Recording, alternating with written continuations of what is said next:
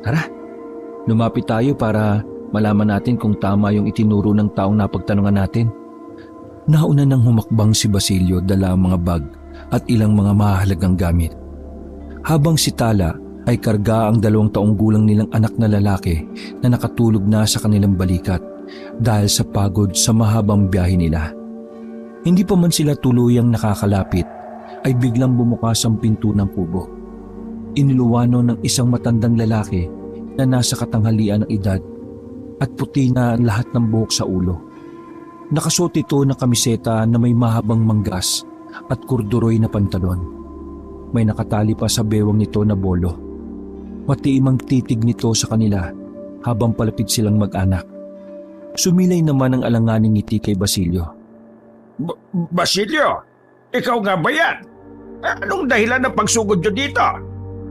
Ako nga po, Chong. Kumusta po kayo? Kasama ko po yung mag-ina ko. Humakbang palapit rito si Basilio at inabot ang kamay ng tiyuhin para magmano. Ganoon din ang ginawa ni Tala nang sulyapan siya ng asawa. Nasaan niyo pa rin ang matandang lalaki ang hindi pagkapaniwala na naroon ang mag-asawa sa kanyang harapan. Bakit nga pala kayo napasugod dito? May nangyari ba sa lugar ninyo? Muling tanong na matandang lalaki. Habang pinaghahanda sila nito ng kape at nilagang balinghoy sa may kusina. Wala naman pong masamang nangyari. Gusto lang po sana namin ng asawa ko na lumayo na at magbagong buhay. Yun po ang napagkasunduan namin. Mataman siyang tiningnan ng tiyuhin, maging ang kanyang mag-ina. Naiintindihan ko ang ibig mong sabihin. Walang problema sa akin kung gusto nyong manirahan dito. Kilala naman kita simula pagkabata.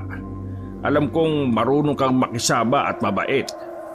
Hindi ka magkakaproblema sa mga taga rito dahil mababait naman sila sa mga dayo at malaki rin ang respeto nila sa akin. Nako, maraming salamat po, Chong. Kinakabahan nga po ako na baka magkaproblema kayo eh. Lalo't galing pa kami sa isang malayong isla. Alam niyo naman po yung bantog na kwento. Hindi mo kailangan magpasalamat sa akin. Lahat ng kailangan nyo sa pagsisimula ay susuportahan ko. Nakikita ko rin kasi sa iyo yung sarili ko noon. At isa pa pala, huwag nyo na lang sabihin o babanggitin na mula pa kayo sa isla ng Panay, ha? Hindi rin kasi nila alam na nanggaling ako roon. Sabay namang tumango ang mag-asawa na nagkatinginan pa. Tila iisa ang laman ng kanilang isip. Mainit ang naging pagtanggap sa kanila ng tiyuhin. Inalok pa sila nito kung gustong magpatayo ng isa pang kubo para magkaroon sila ng privacy na mag-anak. Maliban kasi sa maliitang kubo ng matandang lalaki, iisa lang ang silid doon. Pinili na mag-asawa ang bahaging nasa pinakalikod na ng lupang pagmamay-ari ng tiyuhin. Nang araw na yon ay inumpisahan na ni Basilio ang paggawa ng kubo. Kapag hindi abala ay tinutulungan rin siya ng kanyang tiyuhin. Bago mananghalian ay naabutan niya si Tala na may dalang basket ng pagkain. Galing siya sa pangunguha ng buho ng kawayan. Oh, bakit dinala mo pa ako? Uwi naman ako mamaya eh. Si Anton pala. Nasa tiyuhin mo muna. Siya daw muna ang titingin sa bata habang dinadala ko tong pagkain mo. Baka kasi mamaya mawili ka na naman sa ginagawa mo at makalimutan mo ng umuwi para mananghalian. Katulad nung isang araw. Nawili lang talaga ako noon. At saka sobrang excited na rin. Biruin mo, makakaroon na tayo ng sariling kubo. Naiisip ko lang na sa wakas makakaroon na rin kahit papaano ng katuparan yung ating mga pangarap. Alam mo na ang tanging nais ko ay makalayo sa lugar na yon. At least dito, hindi na kakabakabang dibdib ko tuwing aalis ka. Alam mo naman na matindi ang pagtutol ko sa pagsama mo sa mga yun eh. Dangan lang ay wala akong boses para kontrahin sila sa ibig nila. Para tayong sunod-sunuran sa bawat sasabihin nila. At least dito, tayong dalawa lang ang magdedesisyon. Walang mangingialam sa atin. Alam ko naman yun, mahal eh. Kaya simula ngayon, kalimutan na natin yung naging buhay natin sa isla. Ang hinaharap na lang ang pagtuunan natin ng pansin.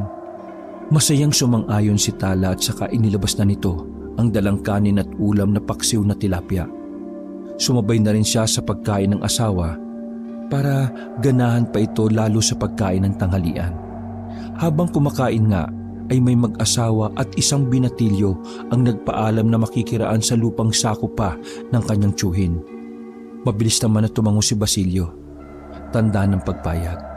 Nakalampas na ang mga yon nang biglang lumingon sa kanilang kinaroroonan. Dahil abala si Basilio sa pagkain nito, tanging si Tala lamang ang nakapansin sa kakaibang titig na ibinigay ng mga ito sa kanila. Makalipas nga ang 2 buwan ay nabuo na ang kubong ginagawa ni Basilio. Kasing laki lamang yon ng kubo ng tiyuhin ngunit 2 ang silid. May maliit na banggerahan at palikuran na nakadikit sa bahay mismo. Hiniling yun ni Tala dahil ayaw daw niya na masyadong malayo katulad sa dati nilang tinitirhan. Lagi tuloy problema noon ng babae ang pagbabanyo lalo tuwing gabi. Maraming salamat po, Chong. Kung hindi dahil sa inyo hindi kami magkakaroon ng sariling kubo. Huwag po kayo mag-alala dun sa nagastos ninyo sa amin. Babayaran ko po kayo kapag nakaluwag-luwag kami. Ay, wala yon kumpara sa malaking utang na loob ko sa ginawa ng ama mo sa akin. At saka, ikaw lang naman ang pamangking ko. Saan pa ba mapupunta ang pera ko kundi sa iyo? Basta kung magipit kayo magsabi lang kayo sa akin at ako nang bahala. Minsan nang naikwento ng ama ni Basilio na makailang beses nang iniligtas ng kanyang ama ang tiyuhin laban sa mga aswang na gusto itong gawing hapunan. At isa pa sa kwento ng ama, likas daw na mabait ang pinsan nito. Yun nga lang daw, ayaw daw nitong sumunod sa yapak niya at ng iba pa nilang kamag-anak. Kaya mas pinili nito na magpakalayo-layo na lamang. Siya nga po pala, Chong. Baka may alam kayong trabaho na pwede kong pasukan sa bayan. Nahihiya naman po kasi ako kung makikihati pa ako sa ani ninyo sa mga pananim ninyong gulay. At saka po, kailangan ko pong makaipon ng sapat na halaga para sa darating na panganganak ni Tala Naubos po kasi sa pamasahe yung pera naming dala at sa iba pang gastusin namin. 2 buwan na kasing buntis si Tala sa pangalawa nilang anak. Nang malaman ngayon ni Basilio, ay walang pagsidlan ng kaligayahan niya na magiging tatay siya sa pangalawang pagkakataon. Sa wakas kasi ay magkakaroon na rin ng kapatid ang anak na si Anton. Sige, kapag dumaan si Berto sa bahay ay magtatanong ako. Karpintero yun sa bayan. Baka nga may pasok ano sa trabaho niya. Ayos lang naman kung sakaling pagkakarpintero lang, di ba? Ay, oo naman po. Hindi po ako mapili basta marangal na trabaho.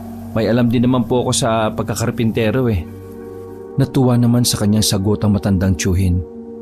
Makalipas nga ng 1 linggo ay may trabaho na si Basilio. Ipinasok siya ni Berto bilang helper sa bahay na ginagawa ng pamangkin nitong si Dadoy na all around ang trabaho sa construction. Break time noon kaya naman ay nagpapahinga sa ilalim ng maybong na puno sina Basilio at Dadoy habang nagmimerienda ng dala nilang pagkain. Habang ang iba namang mga kasama ay nasa may tindahan nakatambay. Bal, naniniwala ka ba sa mga aswang? Muntik nang masamid si Basilio sa kinakain nitong nilagang saging na saba sa biglang pagtatanong ni Dadoy. Sino ba naman ang hindi mabibigla ang pinag-uusapan nila ay ang tungkol sa ginagawa nilang bahay. Tapos bigla nitong isisingit ang tungkol sa aswang. Uminom muna ng tubig si Basilio bago tinapunan ng tingin ang lalaki. Bakit mo naman naitanong bigla yan? Ang pinag-uusapan pa lang natin itong ginagawa natin bahay tapos isisingit mo yan. Bali-balita kasi na meron daw pamilya ng aswang ang bagong lipat rito. Sa loob raw ng kakahuyan malapit sa inyo naninirahan yung mga yun Nakita mo na ba yung pamilyang yon? Paano naman nila natitiyak na aswang nga yung pamilyang yon? Ano yung pruweba nila? Alam mo, mahirap magbintang ng basta-basta Minsan, nakikiraan sila sa tapat namin. Hindi ko naman nakakausap kaya hindi ko alam kung anong klaseng pagkatao meron sila. Pero tingin ko, okay naman sila Hindi na lang idinagdag ni Basilio na mailap ang mga yon at hindi makatingin ng diretso sa kanila. May kakaiba siyang nararamdaman sa mga yon, ngunit ayaw na lang niyang bigyan ng pansin. Simula kasi nang dumating ang pamilyang yon, marami nang pangyayari sa lugar natin na mahirap ipaliwanag. Katulad ng pagkakaroon ng tik-tik sa gabi na dati wala naman. Alam naman natin na alaga yun ng aswang, di ba? Marami tuloy natatakot na magpagabi sa labas ng bahay. Natatakot ang iba na baka sila yung unang maging biktima ng mga yon. Baka ibang ibon lang yung naririnig nila. Napagkamalan lang nilang tiktik. Marami kasing panggabing ibon eh. Mabuti na rin yung nag-iingat tayo sa mga dayo. Ikaw naman dayo lang din naman pero tsuhin mo naman si Mang Bio eh. Lalo ka na pala, nasa dulo pa ng baryo yung inuuwian mo. Balita ko, buntis pa yung asawa mo. Kaya maging mapagmatsyag ka lagi sa paligid mo pre ha. Hindi na nakasagot pa si Basilio dahil tapos na ang break time nila. Hindi naman sineryoso ni Basilio ang mga sinabi ng lalaki. Pero napaisip rin siya. Nang araw na yon ay ginabi si Basilio sa pag-uwi dahil hinintay pa nila ang taong may dala ng sahod nila sa linggong yon. Matapos makuha ang sahod ay dumiretso pa siya sa talipapa upang makabili man lang ng prutas para sa kanyang pamilya. Kaya naman pasado 7:00 na siya nakauwi. Dahil madalang na ang tricycle ng mga oras na yon kahit maaga pa, minabuti niyang maglakad na lamang pauwi.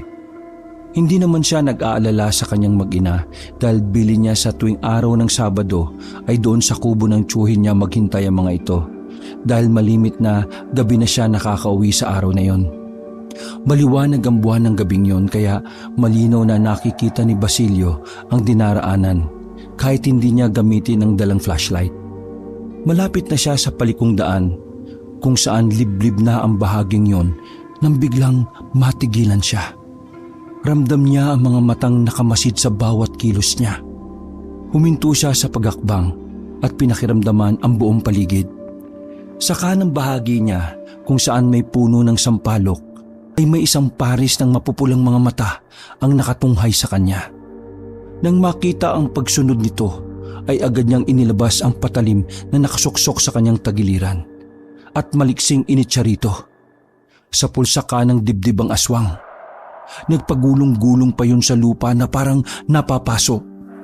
Napaigik pa yun ng malakas nang tanggalin nito ang punyal at inihagis sa lupa. Bata pa lang ay bihasa na si Basilio sa paggamit ng mga iba't ibang uri ng punyal. Natutunan niya yon dahil sa kanyang ama. Nanlilisik na nakipagtitigan yon kay Basilio. Akala niya ay muling susugod yun sa kanya, ngunit mabilis na yung tumakas pagkatapos siyang titigan ng may pagbabanta.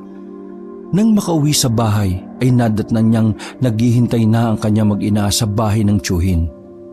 Inilihim na lamang niya ang nangyari ng gabing yon para hindi mag-alala ang asawa. Araw ng linggo, ginulantang ng masamang balita sina Mang Vio at Basilio. Kasalukuyang siyang nasa kubo ng tiyuhin nang dumating si Dadoy. Nako, pre, natagpuan na wala ng buhay si Tio Berto sa damuhan na malapit sa kanilang bahay. Halos humiwalay na yung leg niya ng matagpuan. Wala na rin ang laman loob niya na para talagang sinaid ng kung sino man na may gawa nun. Nagkatinginan pa ang magtiyuhin. Pawang mga nakaawang ang mga bibig sa masamang balitang natanggap. Nang makabawi sa pagkakabigla, ay nagtanong si Basilio. Sino kaya yung may gawa nun sa kanya? Mukhang matindi ang galit ah. May pinaghihinalaan na ba kayo? Hindi kung sino. Ang tanong kung anong klaseng nilalang. Naniniwalang ilan na aswang ang may gawa nun dun sa tiyuhin ko. Walang ibang gagawa nun kundi aswang lang. Hindi kailangan ng sakse no. Sa itsura pa lang ng katawan ni Chong, mahihinuha mo ng hindi tao yung may gawa nun sa kanya. Imposible namang mabangis na hayop ang may gawa nun dahil walang mabangis na hayop ang nakatira sa baryo natin. Muling nagkatinginan na magtiyo. Naalala bigla ni Basilio ang nakaengkwentro ng nagdaang gabi. Naglalaro sa isip niya kung yun din kaya ang pumatay sa tiyuhin ni Dadoy. Hindi na rin nagtagal si Dadoy sa kanila. May hiniram lang din ito sa kanyang tiyo Vio. Naiwan namang nag-iisip si Basilio. Meron ka bang hindi sinasabi? Kanina ka pa kasi balisa eh. May alam ka ba sa nangyari kay Berto? May nakaengkwentro akong aswang kagabi dun sa daan nung pauwi na ako. May palagay akong yun ang dumali kay Mang Berto. Ano? Bakit hindi mo binanggit kagabi yan? Kung hindi pa nangyari yung kay Berto malamang tuluyan mo nang hindi babanggitin. Pasensya na po, Tiyo. Kasi ayoko po kasi mag-alala pa si Tala eh. Nasabi ko naman po sa inyong dahilan kung bakit kami umalis sa isla natin, di ba? Hanggat maaari, ayoko nang magkaroon ng koneksyon sa mga nilalang na yan. Malaking trauma sa kanya na makitang patayin ng isang aswang ang kanyang ina sa mismong harapan niya. Kung minsan, pilitin man natin takasan ng nakatadhana sa atin, susundan at susundan pa rin tayo nito. Hindi ikaw ang magpapasya sa kapalaran mo. Baka ang nangyayari pahiwatig na rin sa'yo. Pero ayokong saklawan niyang desisyon mo. Makahulog ang turan ng kanyang tiyuhin. Bigla namang nagulo ang isipan ni Basilio ng mga oras na yon. Sa tingin niyo po kaya mali ang desisyon kong talikuran ng gustong mangyari sa akin ng itay? Hindi ko sinasabing mali ang naging pagpapasya mo. Ngunit nakikita ko sa mga mata mo na nais mo pa rin gawin ang ibinili ng iyong ama. Dangan lang nahahati ang iyong kalooban dahil sa iyong pamilya. Hindi kita huhusgahan. Gusto ko lang na kung ano man ang maging desisyon mo, kailangang maging matatag ka na at panindigan to hanggang sa huli. Tumango na lamang si Basilio at nagpaalam na rin na uuwi na sa kanila. Pagdating sa kubo nilang mag-asawa, ay agad niyang ibinalita kay Tala ang nangyari kay Mang Berto. Sino kaya ang may gawa nun sa kanya? Akala ko ba tahimik ang baryong ito? May mga halang din pala na taong nakatira dito. Diyos ko, sana naman mabigyan ng hustisyang nangyari sa kanya. Aswang ang may gawa nun kay Mang Berto. Yun din ang hinala ng mga tao dahil sa paraan ng pagkakamatay nito. Ha? Paano ka nakakatiyak? Malay mo, isang mabangis na hayop lang yung may gawa nun, kaya naging malala ang itsura ng katawan. O di kaya ay lulong sa droga. Kahit sabihin pang liblib ito, hindi tayo nakakatiyak. Baka may mga pusher rin dito, drug lord. Alam mo mahal, nung gabing paslangin si Mang Berto, nakaharap ko yung aswang na yun. May palagay akong iisa lang sila. Piping dasal na lamang niya ay sana'y hindi baliin ng asawa ang pangako nito sa kanya dahil sa hindi inaasahang pangyayari. Nang sumunod na mga araw, malimit gabihin si Basilio sa pag-uwi. Hindi na natiis ni Tala na usisain ng asawa. May namumuo kasing hinala sa kanya na baka hinahanap ng asawa ang napapabalitang aswang. May overtime na ba ngayon sa construction? O may iba kang pinagkakaabalahan? Aba, parati ka nalang ginagabi ng uwi Sumilay naman ang mapanuksong ngiti sa labi ni Basilio sa naiisip na dahilan ng galit na asawa. Siyempre, trabaho ang ginagawa ko. Bakit? Sa tingin mo ba may iba pa akong ginagawa? Ikaw talaga kung ano-ano pumapasok sa isip mo. Naging mapanukso naman ang tono ni Basilio, ngunit nanatiling pormalang mukha ng asawa. Kapag kadaka ay sumeryoso na rin siya. Mahal, wala akong ginagawang milagro. Trabaho lang talaga ang ginagawa ko. Kahit itanong mo pa kay Dadoy. Sana wag mo kong pag-isipan ng hindi maganda. Alam mong hindi ko magagawa ang iniisip mo, no? Ang iniisip ko na may babae ka? Hindi yun. Pal, alam ko na hindi mo yun gagawin sa akin. Ibang tinutukoy ko. Nangako ka na tatalikuran na ang nakaraan at magbabagong buhay na tayo sa lugar na ito, di ba? Tuparin mo ang pangako mo. Huwag mo nang ilagay sa peligro ang buhay mo at huwag ka nang makialam sa mga bagay na wala ka namang kinalaman. Natigilan naman si Basilio. Hindi rin niya magawang salubungin ang mga mata ng asawang nang uusig. Alam niyang nababasa ng asawa niya ang kanyang kilos. Hindi mo kailangan laging ipaalala sa akin ang pangako ko. Dahil ginagawa ko naman yun Hindi pa ba sapat ang ginagawa ko? Talaga ba, Bal? Akala ko kapag lumayo na tayo kami na lang mag-ina ang prioridad mo. Bakit tila bumabalik ka na naman sa dati? Di bali nang hindi matulungin ang asawa ko sa ibang tao. Ang mahalaga lang ay nasa tabi ka namin. Itinaas ni Basilio ang dalawang kamay at sabay yung ibinagsak. Pakiwari niya ay lalo siyang napapagod sa pakikipagtalo sa asawa. Walang paalam na tinalikuran niya ito at nagtungo sa kubo ng tiyuhin. Naabutan niya ang matanda na umiinom mag-isa ng lambanog. Nang sulyapan niya ang bote ng alak ay konti pa lang ang nababawas. Baka gusto mo kong saluhan. Sa nakikita ko sa aura mo tsak, nagtalo kayo ni Tala. Hindi nyo dapat pinapalaki ang away mag-asawa ninyo. Dapat bago kayo matulog mamaya, ayusin nyo na ang problema nyo. Kung ano man yan. Umupo muna sa ibayong upuan si Basilio bago tumugon. Tama naman po kasi si Tala Pero hindi ibig sabihin nun, hindi ko natutuparin yung ipinangako ko sa kanya. Hindi lang kasi ganun kadali na iwaglit ko sa aking sistema ang nakasanayan ko. Lalo't nasa dugo ko na yon na minana ko pa sa mga ninuno natin. Nauunawaan kita. Siguro, nag-aalala lang si Tala para sa kaligtasan mo. Naranasan niya mismo ang maagang mawalan ng ama. At isa rin marahil sa dahilan niya ayaw niyang mawalan ng ama ang kanyang mga anak. Hindi naman po ibig sabihin nun maaga ako mawawala sa kanila. Iba po ang naging kapalaran ng kanyang ama sa magiging kapalaran ko. Pangarap ko magkaroon ng maayos na pamilya kaya sinunod ko ang gusto niya. Hindi naman siya sinagot ng tiyuhin. Inabot na lamang nito sa kanya ang basong puno ng alak. Nang abutin ni Basilio ay agad na rin niya itong tinungga. Agad na gumuhit sa kanyang lalamunan ang pait nito. Ngunit sa huli ay nagbibigay ng kakaibang init at sarap ang alak na kanyang tinungga. Basta, ingatan mo ang pamilya mo. Lalo na ang asawa mo na buntis. Huwag mo siyang bibigyan ng sama ng loob. Pagbigyan mo na lang kung ano ang gusto. Total, pinili niyong lumayo at manirahan dito. Maigi na yung umiwas ka na sa mga gulo. Tumango lang si Basilio sa tiyuhin at saka na nila ipinagpatuloy ang inuman. Maghahating gabi na nang matapos sila. Bago umalis ay tinak muna niya na nakaiga na ang tiyuhin at sarado na ang kubo nito. At siya naman ay susuray-suray pang naglakad pa uwi. Medyo may kalayuan din ang lakarin bago makarating sa kubo nilang mag-anak. Minsan, parang gusto niyang magsisi na sinunod niya ang kagustuhan ng asawa na magtayo ng kubo malayo sa kubo ng tiyuhin. Dahil may tama na, pabalandra niyang binuksan ang pintuan ng kanilang kubong yari lamang sa kawayan.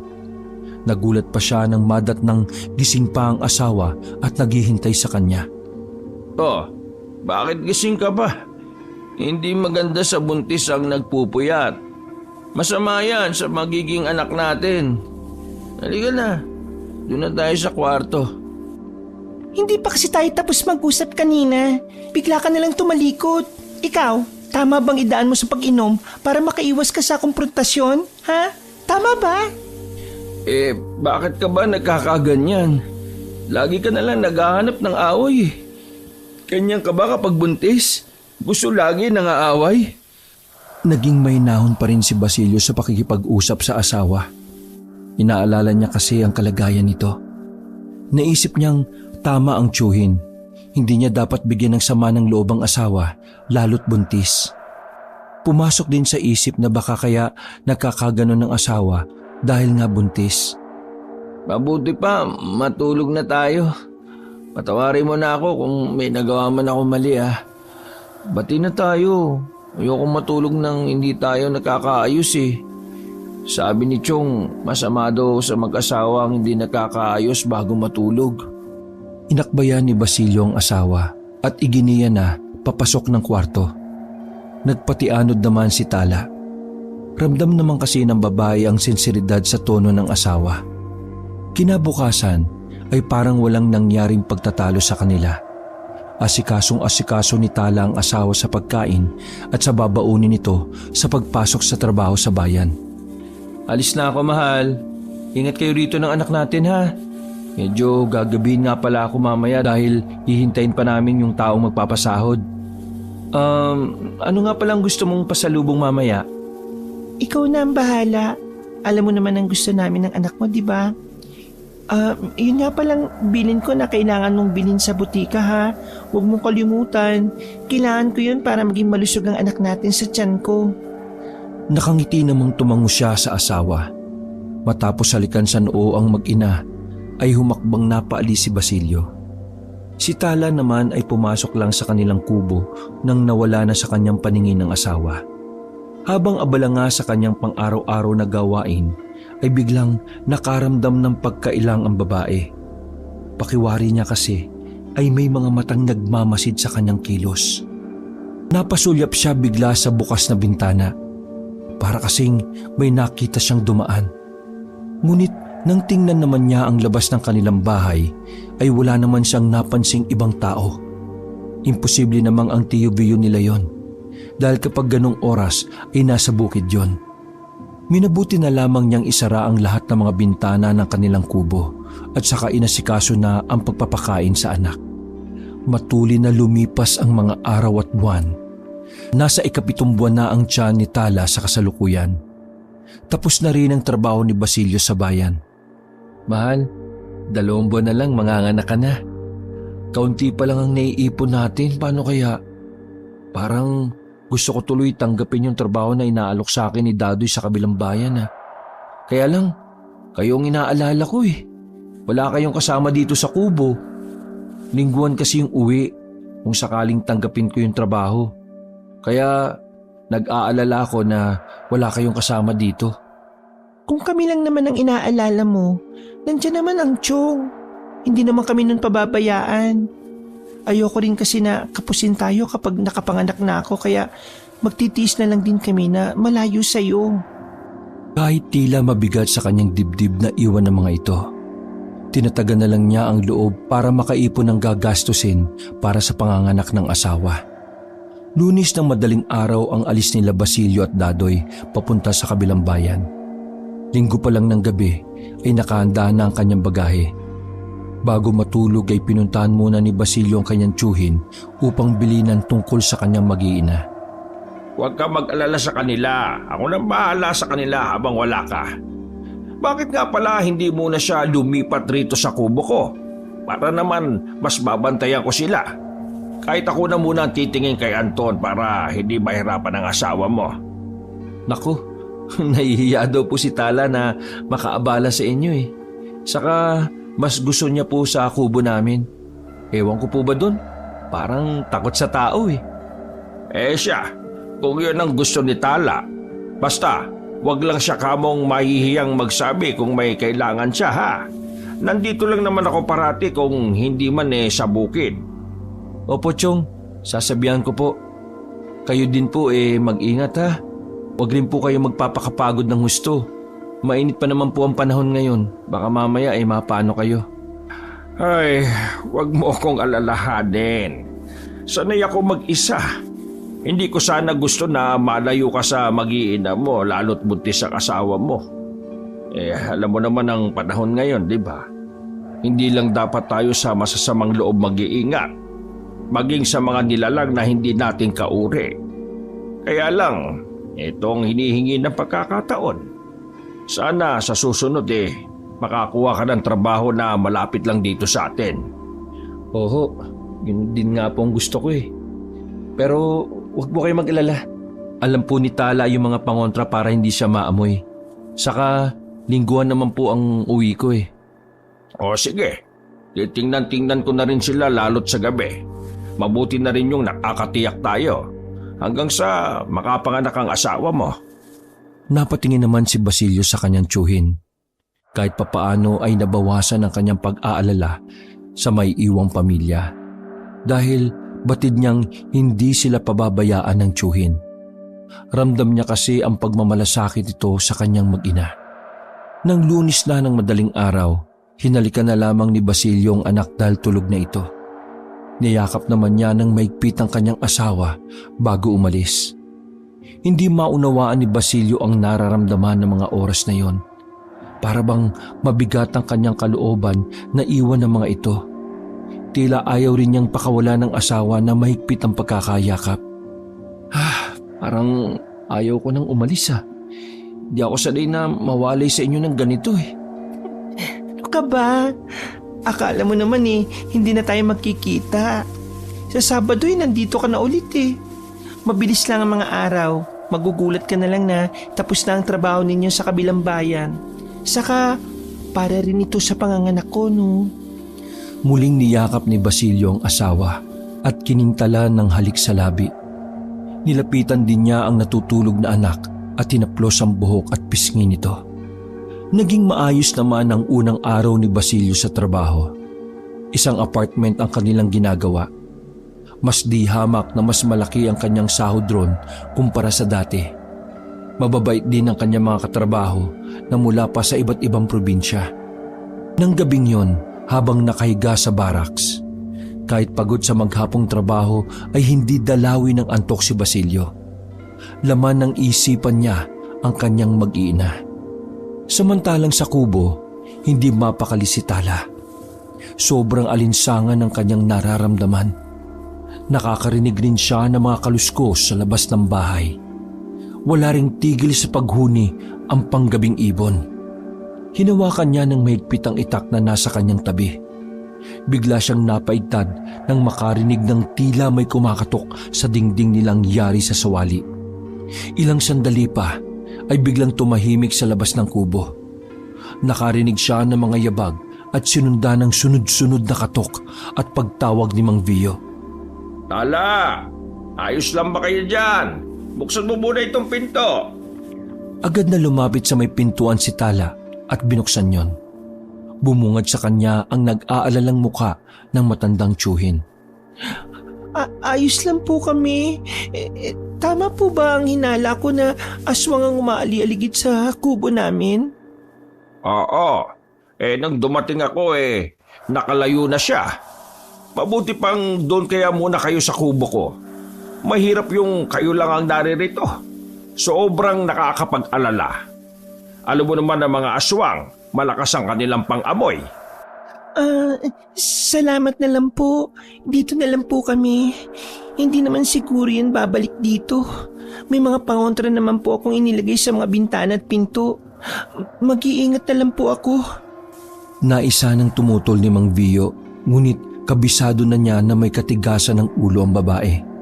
Kahit ayaw sana niya, ay napilitan na lang siyang umayon. Siya, sige. Magsarado ka ng bintana at pinto, ha? Saka itong pinatulis na libon ng kawayan ilagay mo sa may bintana ng mismong kwarto ninyo.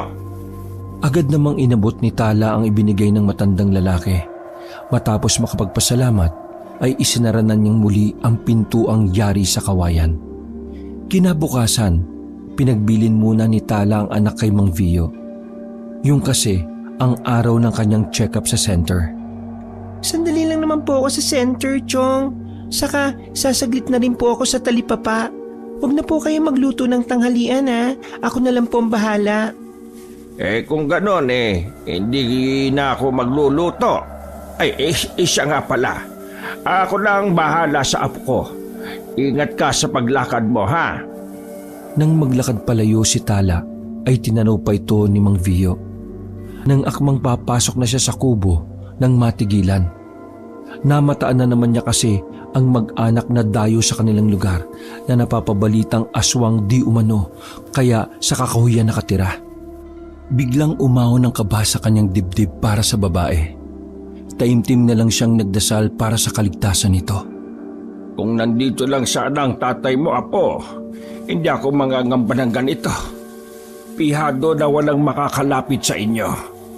Iba kasi ang pakiramdam ko nitong mga huling araw Mahirap ipaliwanag pero hindi talaga maganda ang kutob ko. Nakamata lamang sa kanya ang bata na bakas ang kainosentihan sa muka. Kamukhang kamukha ito ng ama. Gaya ng sinabi ni Tala, sandali lamang ito at mahigit 1 oras lang ay nakabalik na kagad dala ang ulam na lulutuin sa tanghali. Nang dalhan nga nito si Mang Vio ng ulam, ay muli siyang kinausap nito. Sana naman iha isipin mo ang kapakanan niyong mag-iina. Lumipat na kayo dito sa kubo ko. Saka na lang kayo bumalik sa inyong kubo kapag nandito na si Basilio. Mas mapoprotektahan ko kayo kung nasa malapit lang kayo. Ngunit sa kabila ng pagsusumamo ng matandang lalaki, ay hindi man lang natibag ang katigasan ng pagtanggi ni Tala. Okay lang po kami mag-iina. Saka sapat naman po yung proteksyon na meron kami. Idagdag pa yung ibinigay ninyong libo-libo ng kawayan. Mag-iingat naman po kami. At saka, malapit na rin naman pong umuwi si Bal.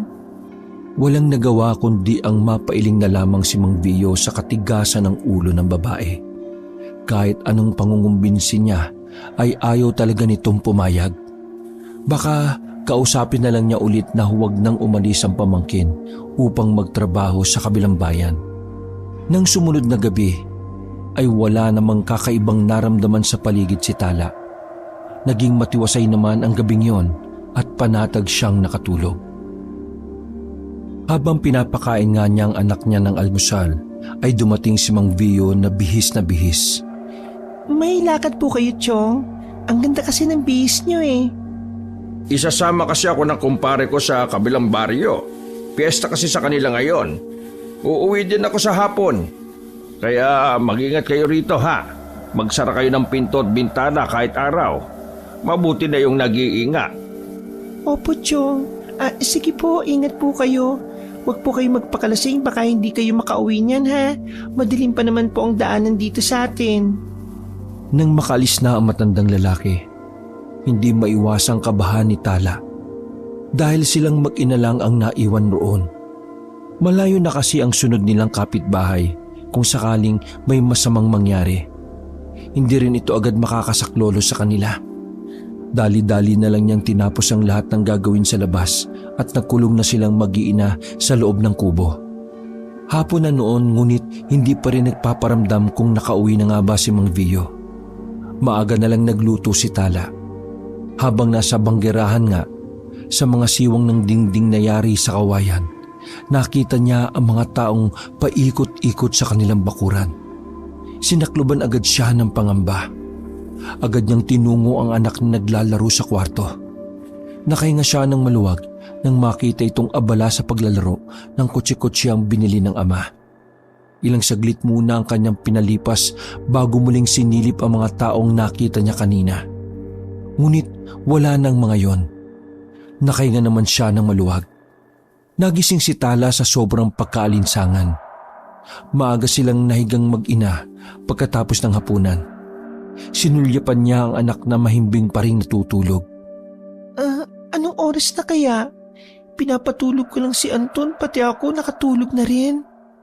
Bumangon siya para kumuha ng isang baso ng tubig.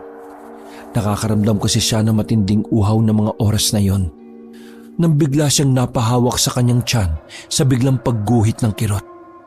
Napakapit na lang siya sa gilid ng lamesa nila na tila doon kumukuha ng lakas. Habang namimilipit sa sakit ay biglang pumalaho ng iyak si Anton. Kahit hirap ihakbang ang mga paa, pinilit ni Tala na puntahan ang anak at ganun na lang ang sindak niya nang maabutan ang isang aswang. Layuan mo ang anak ko! Dito ka! Ang anak ko! Hindi na ininda ni Tala ang tumitinding kirot sa kanyang tiyan patungo sa puwerta. Ngunit bago pa niya masaklolohan ng anak, ay tinangay na nito ang bata. Binutas nito ang dingding ng kanilang kubo. Hindi! Ibalik mo ang anak ko! Anton! Akmang lulusot siya sa butas na sinira ng aswang nang biglang may bumagsak sa kanilang bubungan. Isa pa uling aswang na may nakakatakot na anyo. Panay ang tulo ng laway nito habang nakatitig sa maumbok niyang tiyan. Agad niyang pinagsalikop ang mga kamay sa tiyan na tila pinoprotekta ng sanggol laban rito. Wag ka lalapit, maawa ka sa amin. Lumayo ka. Ngumisi lamang ito sa kanya bago humakbang palapit. Akala ni Tala ay katapusan na niya. Ngunit biglang sumulpot si Mang Vio na may hawak ng buntot pagi. Tumakas ka na! Utos nito nang hindi lumilingon. 3 beses nitong hinataw ng latigo ang aswang, ngunit nakatakas pa rin ito. Chong, si Anton po, tinangay ng aswang. Magtago ka at hahanapin ko lang si Anton. Pakiusap, protektahan mo ang sarili mo. Tanging tango lamang ang naisagot ni Tala rito. Paglabas ng kubo ay agad na napansin ni Mang Vio ang nagkalat na dugo sa lupa. Sinundan niya yon hanggang sa masukal ng parte na hindi nasakop ng kanyang lupa. 2 aswang ang nagpipiesta sa katawan ng batang si Anton. Nanginginig ang buong katawan ni Mang Vio dahil sa matinding galit. Humakbang siya palapit sa mga ito. Mga hayop kayo! Papatay ko kayo mga salot! Gulat na napalingon ng dalawang aswang sa matandang lalaki na nakatayo malapit sa kanila.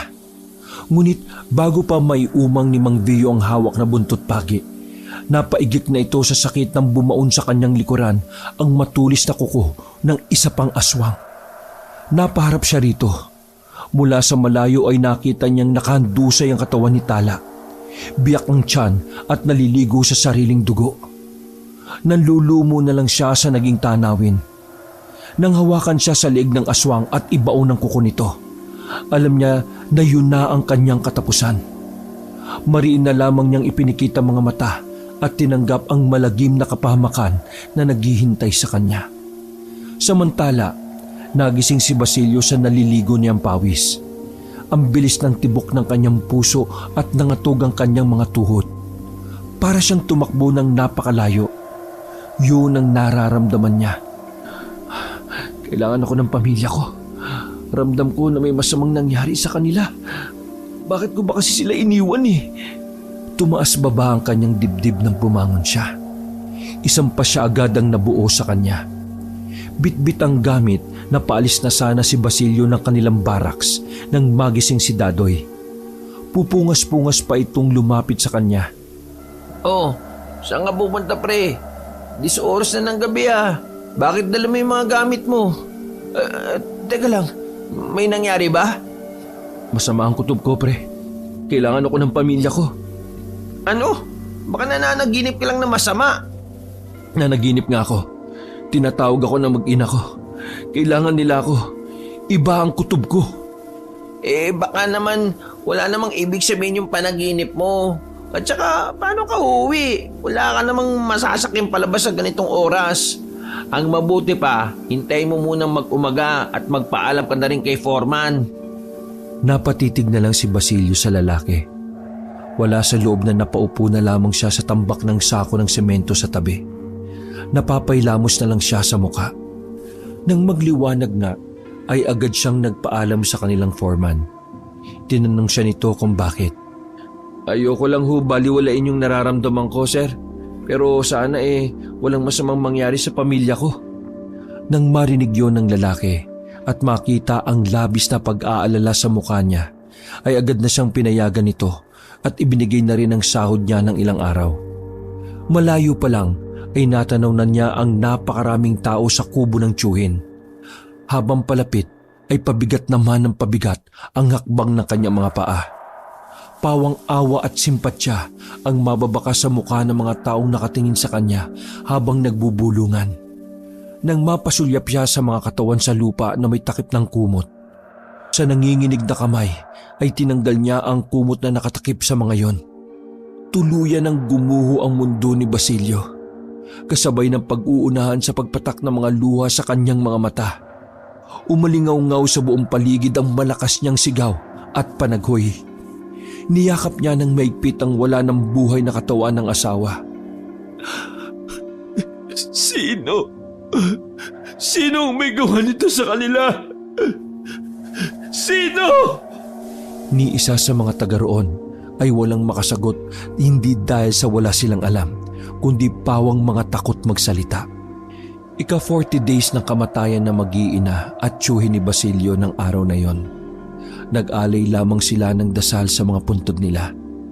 Pre, anong plano mo? Uumpisahan ko ng maningil. Ha? Paano? Kanino ka maniningil kung hindi mo alam kung sino yung may gawa nito sa pamilya mo at kay Mang Vio? Di ba nga, galing ka sa kakahuyan, sa pamilyang pinaghihinalaan ng aswang? Sabi mo, naputunayan mo naman na hindi sila yung may gawa nun sa kanila. Pero iba pa rin ang kutob ko sa mga yun eh. Ewan ko ba, parang may kakaiba talaga sa kanila. Hindi umimik si Basilio. May kinuha itong bagay sa bulsa at saka yun ipinakita kay Dadoy. Nakita ko yan sa kamay ng asawa ko. Natitiyak kong hindi sa kanya yan. Baka nahablot niya yan habang nanglalaban siya. Pinakatitigan naman yon ni Dadoy. Tatsulok na kwintas na yari sa buto ng halaman. May nakaukit na disenyo sa pinakagitna nun. Sa pamamagitan niyan hahanapin mo ang pumatay sa pamilya mo. Paano mo naman malalaman kung sino yung may-ari niyan? Maraming paraan, pre. Oras na magkaharap kami, matitikman nila ang pait ng aking paghihiganti. Hindi ako magtitira ng awa sa kanila. Ako, suntok sa buwan yung plano mo, Bal. Anong laban mo sa mga halimaw na yun? Aswang sila Tao ka lang at mag-isa pa. Baka mamaya matulad ka lang sa pamilya mo kapag nagpadalos-dalos ka ng desisyon. Buo na ang pasya ko, pre. Wala nang makakapigil sa plano kong paghihiganti. Total, nawala ng lahat sa akin. Pasensya na, Bal, ha? Hindi kita matutulungan sa pagkakataong ito. May pamilya rin ako Ayoko madamay sa anumang binabalak mo. Kung trabaho ang kailangan mo, alam mong maaasahan mo ako sa bagay na yun. Oo, pre. Naiintindihan kita. Wala naman akong balak na isali ka sa mga plano ko Laban ko ito. Mag-isa ko itong haharapin. Nang maiwang mag-isa, muling namayani ang nakabibiging katahimikan sa buong paligid. Tinungo ni Basilio ang isang maliit na kahon. Binuksan yon at saka inilabas ang isang medalyon na minana sa kanyang ama. Tinitigan yon at parang daloy ng tubig ng batis na naalala niya ang nakaraang buhay sa islang pinanggalingan. Kabilang siya sa grupo ng mga antingero na kinabibilangan ng kanyang ama noong nabubuhay pa ito. Nais nitong siya ang pumalit rito kung sakali mang mawala na ito. Ngunit labis yung tinutulan ni Tala. Ayaw nitong maging mainit siya sa mga mata ng mga aswang katulad ng kanilang mga ama. Nais nitong maging normal ang buhay nila. Dahil sa pagmamahal niya rito ay pumayag siyang iwan ng isla at magpakalayo-layo at ibaon na lamang sa limot ang pagiging antingero niya. Ngunit sa pagkakataong yon, siya mismo ang magbabalik sa dating buhay na tinalikuran niya. Kailangan niya yon para maipagiganti niya ang kanyang pamilya. Nagtungo muli sa may kakahuyan si Basilio. Naabutan niya ang matandang lalaki na nasa bakuran at nagsisibak ng kahoy. Nagsukutan sila ng titig. Bago nagbaba ng tingin ang matandang lalaki. Ano naman ang kailangan mo? Hindi ba sinabi ko na sa inyo na wala kaming kinalaman sa nangyari sa pamilya mo? Napatunayan naman namin sa iyo na inosente kami, hindi ba? Tahimik kaming namumuhay ng pamilya ko rito. Kaya kung maaari huwag mo kaming idamay sa galit mo. Aminado kami na minsan umaligid kami sa bahay ninyo. Ngunit wala kaming intensyon na masama sa mag-iina mo. Humakbang palapit rito si Basilio at ipinakita ang kwintas na gawa sa isang uri ng buto ng prutas. Nakikilala mo ba ito? Nahablot yan ng asawa ko sa aswang na umatake sa kanya ng gabing yon. Parang pamilyar sa akin ang ganyang kwintas. May mga kauri kasi kami na may ganyang kwintas. Alalahanin mo kung kanino mo to nakita. Ito lang ang susi para malaman ko kung sino ang pumatay sa pamilya ko. Kinalulungkot ko ang nangyari sa pamilya mo, Basilio. Hindi ko kailangan ng simpatsya mo. Binibigyan lang kita hanggang bukas para alalahanin kung kanino mo nakita ang kwintas na ito.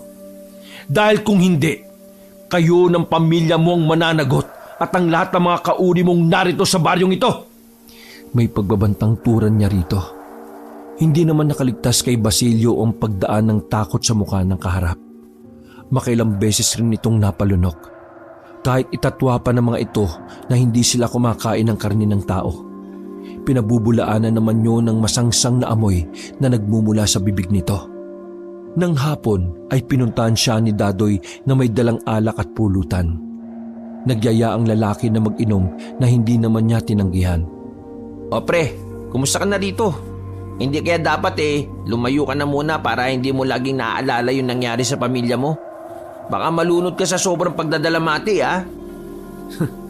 Kahit saan naman ako magtungo lagi pa rin nila akong susundan ng kanilang alaala. Mas gusto ko na rin rito para kahit papaano nararamdaman ko pa rin na nasa tabi ko sila. Ayaw mo bang bumalik na lang sa trabaho? Sabi naman ni Foreman pwede ka naman daw bumalik kahit kailan mo gusto Kinukumusta ka nga rin pala ng mga katrabaho natin. Hanggat hindi ako nakakapagiganti, Hindi ko mahaharap ng normal ang buhay ko. Hanggang ngayon ba naman, yan pa rin ang iniisip mo? Baka mamaya sumunod ka na rin sa pamilya mo kung ipipilit mong magiganti ha. Kita mo nga nang mamatay si Chong, mas pinili na lang namin na manahimik dahil alam din namin na wala kaming laban sa aswang na pumatay sa kanya Dapat, ganun din ang gawin mo pre. Ipaubaya mo na lang sa taas ang nangyari sa kanila. May pinaghihinalaan ba kayo na gumawa nun sa kanya? Biglang naalalang itanong ni Basilio rito. Baka iisa lang ang may kagagawan sa pagpaslang sa mga ito.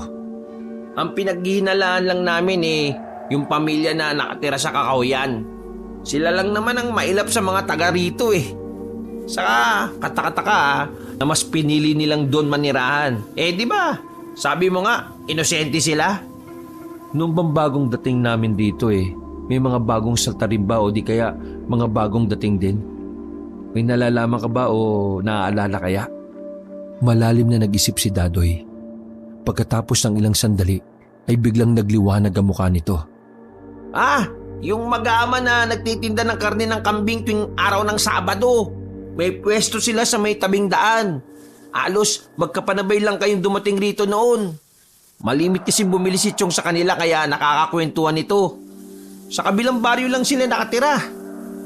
Mukha naman silang mababait. At ayon sa kwento ni Chong malimit nga laging may pasobra ito kapag bumibili ng karne ng kambing. Bakit daw tuwing araw ng Sabado lang sila nagtitinda rito? Parang nagtitinda rin naman sila sa ibang lugar at sarili ata nilang alaga yung ibinebenta nila. Teka lang. Huwag mong sabihin na pinaghihinalaan mo sila na may kinalaman sa nangyari sa pamilya mo. Lahat ng posibleng paghinalaan ay suspek ko sa nangyari sa pamilya ko. Bakit hindi yung pamilyang nakatira sa Kakuyan ang paghinalaan mo? Di ba? Mas malaki yung posibilidad na may kinalaman sila. Nakaharap ko na ulit sila. Wala silang kinalaman sa nangyari sa pamilya ko. Ano?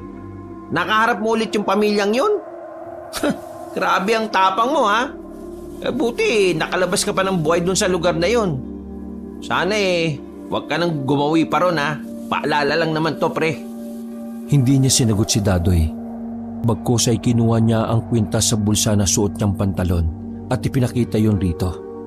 Ang kwintas na ito ang magtuturo sa akin sa aswang na umubos sa pamilya ko. Kaya kailangan kong mahanap ang may-ari nito. Napatitig na lamang sa bagay na hawak niya si Dadoy. 10:00 na ng gabi nang matapos silang uminom. Hindi pumayag si Dadoy na doon matulog kahit anong pilit ni Basilio. Namamahay kasi ako kapag sa ibang bahay At saka baka hanapin ako ng misis ko. Yang paalam ko kasi dito ako sa inyo pupunta Maaga pa naman. O sige, hindi na kita pipilitin. Ihatid na lang kita kahit hanggang sa mga bahayan.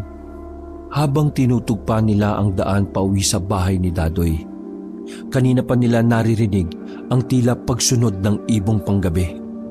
Bal, naririnig mo ba yon? Kanina pa tayo sinusundan Oo, diretso ka lang. Huwag kang magpapahalata na natatakot. Sumunod naman ito ngunit sa kalagitnaan ng kanilang paglalakad nang biglang sumulpot ang napakalaking itim na aso sa kanilang daraanan. Nakatingin yun sa kanila habang nakalabas ang mga pangil. Bal, kakaibang aso naman yan. Sobrang laki. Aswang yata yan Nakipagtitigan naman rito si Basilio ni hindi siya kinakitaan ng pagkatakot. Inilabas niya ang bolo ng kanyang tiyuhin na dinala niya. Si Dadoy naman ay umatras at nagtago sa likuran niya. Nang makita ang hawak na bolo ni Basilio, umangil ng malakas ang aswang. Nang sumugod yon, ay mabilis na iwinasiwas ni Basilio ang hawak. Tiniyak niyang tatamaan niya ito sa kahit anong parte ng katawan. Napuruhan niya ito sa paa. Iika-ika yun na umatras at pagkatapos ay biglang naglaho sa madamong parte sa gilid ng daan. Tinapik ni Basilio ang natulalang kasama. Halika na nga, baka mamaya ay bumalik pa yun. Talaga bang aswang yung nakaharap natin? Grabe talaga ang tapang mo. Tama nga talaga ang kumakalat na balita. Hindi ito pinansin ni Basilio na nagpatiuna ng maglakad. Pagdating sa mga kabayan ay iniwan na niya ang lalaki. Kinabukasan ay maagang nagpunta si Basilio sa Kakahuyan sinalubong na agad siya ni Emong. Ang aga naman ng pagpunta mo rito. Ikaw lang ba rito? Nasaan ang mga mag-anak mo? Sabay pa silang napalingon nang lumabas ang mag-ina nito sa kubo nila. Lihim na pinagmasdan ni Basilio ang mga ito. Mayroon siyang hinahanap na palatandaan. Masama ang tingin sa kanya ng binatilyo. Halata na ayaw nito ang kanyang presensya. May nais lamang siyang makita sa pagpunta roon. Sabi ng anak ko yung daw mag-aama na nagtitinda ng karne sa kambingan mga aswang din. Baka sila daw ang hinahanap mo. Alam niyo ba kung saan sa kabilang baryo ang bahay nila? Tumango si Emong at sinabi nito ang direksyon na patungo roon. Hindi na nag-aksaya ng panahon si Basilio. Pagkaalis roon ay agad na siyang nagtungo sa kabilang baryo. Isang maliit na kubo ang nakatarik malayo sa karamihan ng kanyang nakita. Sa labas pa lamang ng kubo ay naaamoy na niya ang masangsang na nagmumula roon. Sa gilid ng kubo ay may sampayan kung saan naroon ang mga hiniwang karne. Napapalibutan yun ng mga bangaw. Sinuyod niya ang buong lugar, ngunit wala na siyang naabutan pa. Nagpupuyo sa galit na umuwi siya sa kanila. Pagdating roon ay naabutan niya si Dadoy na naghihintay sa kanya. Hindi kasi ako mapakali simula nung makaharap natin yung aswang Parang maiihi pa rin ako sa salawal hanggang ngayon. Iwasan mo lang na lumabas ng gabi. Baka balikan ka nun. Hindi tayo nakatitiyak kung kailan ulit siya magpapakita. Wala nga akong pinagsasabihan Baka mamaya mapagkamalan pa akong baliw. Alam mo naman ang ibang tao, naniniwala na may aswang pero kapag sinabi mong nakaharap mo hindi naniniwala at pagtatawanan ka pa. Bakit ka nga pala nandito? Yun nga, hindi ako mapakali at may gusto lang akong malaman tungkol sa tunay mong pagkatao. Nang makita kasi kita kung papaano mo labanan yung aswang na yun pumasok sa isip ko, hindi ka ordinaryong tao Tingin ko, may tangan kang anting-anting Umiwas ng tingin rito si Basilio. Wala siyang balak na sagutin ang mga tanong nito. Okay lang kung ayaw mong sabihin. Hindi pa naman tayo gaanong magkakilala Kaya siguro hindi pa palagay ang loob mo na magtapad sa akin. Pero sinisiguro ko sa'yo na mapagkakatiwalaan mo ko. Kaibigan ang turing ko sa iyo simula na magkakilala tayo. Pero mas maigi pa rin wala kang alam. Para din yun sa iyong kaligtasan. Kaya sana maunawaan mo ko. Tumango na lamang si Dadoy kahit hindi to kumbinsido sa kanyang sinabi. Siya nga pala, may nalaman ako. Yung isang anak nung nagtitinda ng karne ng kambing na nabanggit ko sa'yo, nakita kong pagala-gala sa bayan. Kilala naman ako doon dahil kay Chong kaya nakipag-usap muna ako sa kanya. Pero alam mo ba, yung kwintas na nasa iyo katulad ng suot niya. Kahit may hinala na, hindi pa rin maiwasan na mabigla si Basilio sa narinig. Tila biglang nag-alab ang kanyang damdamin sa tinitimping galit. Nabanggit ba sa iyo kung saan sila ngayon nakatira? Pinuntahan ko kasi sila sa kabilang baryo ngunit wala na sila ron. Nakto, pasensya na hindi ko alam Pero kapag may nalaman ako, ipapalam ko kaagad sa'yo. Kitang-kita ni Dadoy ang pag-iigting ng panga niya at pagkuyom ng mga kamao. Kung hindi siya nito kilala, ay baka matakot ito sa kanyang aura sa mga sandaling yon. Dahil sa kagustuhan ni Dadoy na matulungan ng kaibigan at mapatunayan na pwede siya nitong pagkatiwalaan, ay sinuong niya ang panganib. Sinadya niyang magtungo sa bayan upang abangan ang mag-aamang pinaghihinalaan ni Basilio ng mga aswang. Malapit nang humapon noon at nawawala na siya ng pag-asa na makita mga ito. Ngunit sadyang nasa panig pa rin niya ang swerte. Ang ama ng mga ito na si Mang Dante ang kanyang namataan. Sinundan niya ito hanggang makarating sila sa isang liblib na lugar. Isang maliit na kubo ang kanyang namataan. Nang mapansin na malapit ng gumabi, ay doon lang niya napagtanto kung gaano kadelikado ang ginawa niyang pagtungo ng mag-isa sa lugar. Akmang aalis na sana siya nang humarang sa kanyang daraanan ng isang napakalaking aso. Nandilisik ang mapupula nitong mga mata habang nakalabas ang matutulis na pangil. Hindi na niya nagawang sumigaw para humingi ng tulong. Kinuha ni Basilio ang bolo at dahan-dahan na lumapit sa may pintuan at saka yun pabiglang binuksan. Muntik na niyang hindi masalo ang dugoang si Dadoy na nakasandal sa may pintuan ng kubo. May malalim itong sugat sa may leeg. Walang tigil ang pagtagas ng dugo mula rito. Dadoy, anong nangyari sa'yo? Sinong may gawa nito sa'yo? Unti-unting nilukuban na ng kaba si Basilio. Sa hinala niya, nang masulyapan niya sa may madilim na parte, ay may pares ng kulay apoy na bola siyang namataan bago yun naglaho. Muli niyang tiningnan si Dadoy na sumuka ng dugo. Sila ba may gawa nito sa'yo? Sinundan ko sila. Alam ko kung saan lungga nila. Patawarin mo ko kung yun lang ang magagawa ko. para sa'yo. Kahit anong pagpipigil ni Basilio na hindi pumatak ang mga namumuong luha, nag-unahan pa rin yon sa pagpatak sa mukha ng kaibigan. Kahit hirap sa pagsasalita, nasabi pa nito ang lugar kung saan ang mga hinahanap niya. Ngumiti pa sa kanya si Dadoy bago ito nawala ng hininga at lumungay-ngay ang ulo. Maigpit na niyakap ni Basilio ang kaibigan. Ipinangako sa sarili na ipaghiganti niya ang kamatayan nito. Nang dalhin niya ang wala ng buhay nitong katawan sa asawa, sinabi niya ang totoong nangyari. Sinisi siya ng pamilya nito sa pagkawala ng lalaki at sinabihang salot sa baryo nila. Nang sumunod ng gabi, siya na mismo ang nagtungo sa pinaglulunggaan ng mag-aamang aswang. Malayo pa lang siya sa kubo ng mga ito ay naamoy na niya ang masangsang na amoy na tila nabubulok na laman. Dinig din niya ang pag-angil ng mga ito sa di kalayuan. Salamat Dadoy sa ginawa mong tulong para matagpuan ka sila. Sisiguraduhin kong ngayong gabi matatapos ang paghihiganti ko sa kanila. Isang matandang lalaki ang biglang lumabas sa likod ng malaking katawan ng puno. Nanlidisik ang mga mata nito sa pagkakatitig sa kanya. Nagsukatan sila ng tingin.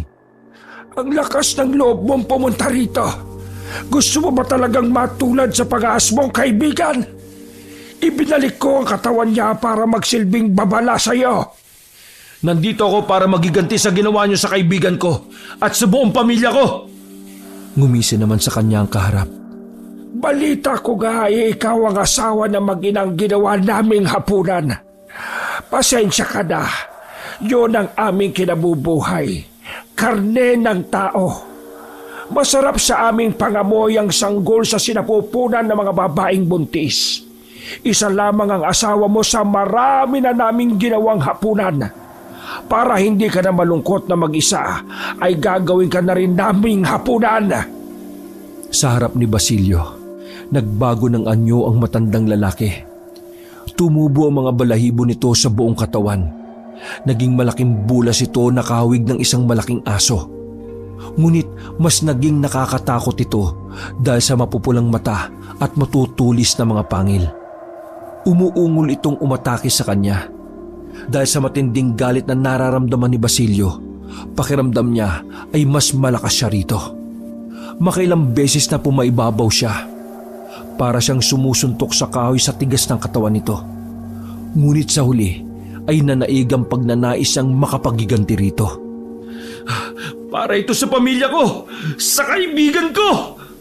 Itinalak niya rito ang patalim na mula sa kanyang ama. Pinagsama-sama itong sagradong gamit sa loob ng simbahan na tinunaw upang maging isang punyal. Sumisigaw ito habang hawak ang sugat. Dumating naman ang dalawang lalaki na mga anak nito. Mabilis din na nagpalit ng anyo ang mga ito. Magbabayad ka sa ginawa mo sa aming ama! Pagpipira-pirasuhin namin ang katawan mo! Humanda naman si Basilio sa mga pag-atake ng mga ito. Nauna ang nagsalita na sumugod sa kanya. Nagpagulong-gulong sa lupa. Makailang beses rin siyang nakalmot nito sa iba't ibang bahagi ng katawan. Galit itong umatungal habang sakmal ang kanang braso niya. Nang makakuha ng tiyempo, malakas niyang isinalya ito at saka ibinaon sa dibdib niya ang punyal. Saka naman hinarap ni Basilio ang huling aswang. Nakatitig yun sa katawan ng ama at kapatid nito. Tumayo ng tuwid si Basilio habang hindi ito hinihiwalayan ng tingin. May gusto lang akong isole. Hindi ko ugaling mang-angkin ang hindi sa akin. Eto, ibinabalik ko na sa iyo. Inihagis niya rito ang kwintas na nakuha sa kamay ng asawa. Natiyak niyang sa kanya ang kwintas dahil ang nauna rito ay may suot ng kwintas na katulad ng hawak niya. Ikaw ang pumatay sa mag-ina ko. Walang kalaban-laban sa inyo ang pamilya ko. Ngayon yung matitikman ang hagupit ng aking paghiganti. Ha! Kasalanan ng asawa mo kung bakit namin siya napagdiskitahan.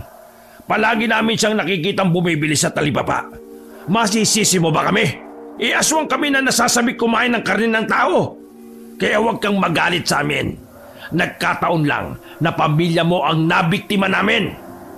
Ang dating mainit na dugo na ni Basilio ay lalong kumulo sa mga pinagsasasabi ng kaharap. Siya na ang unang sumugod rito gamit ang kamao. Magkakasunod na suntok ang pinakawalan niya rito. Hindi niya alintana ang pagdugo ng kamao sa bawat suntok na pinakakawalan. Ilang beses din siya nitong nahagip ng matatalas sa kuko. Natalo na matinding galit niya ang katunggaling aswang. Nang bumulagta ito sa lupa, makilang beses pa niyang inapakan ng ulo nito hanggang mapisa. Para siyang sinapian ng mga sandaling yun dahil sa nararamdamang matinding galit. Pasikat na ang araw ng mga sandaling yon. Si Basilio ay nanatiling nakasandal sa isang katawan ng puno. Puno ng galos at sugat ang buong katawan.